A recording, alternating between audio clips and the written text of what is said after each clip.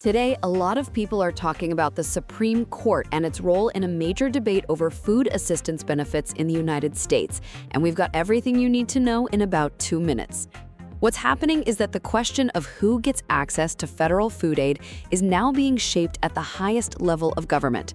The issue centers around proposed changes to SNAP, the Supplemental Nutrition Assistance Program, which helps tens of millions of Americans buy groceries each month.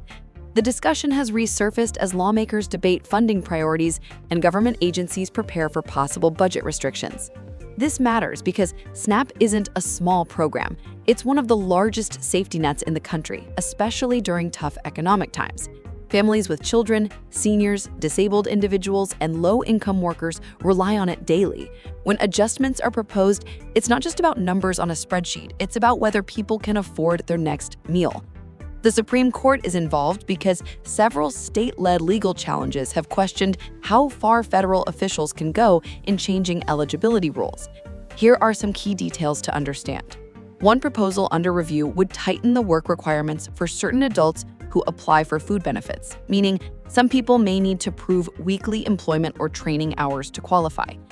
Advocates for the changes argue that the program should encourage employment and self-sufficiency, especially during periods of job availability.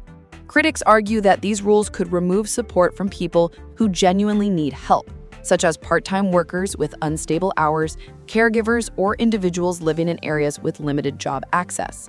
As the legal arguments continue, states and local agencies are watching closely. Some communities have already begun preparing for the possibility of reduced benefit access, while food banks and community organizations express concern that demand for assistance could rise if eligibility becomes more restrictive.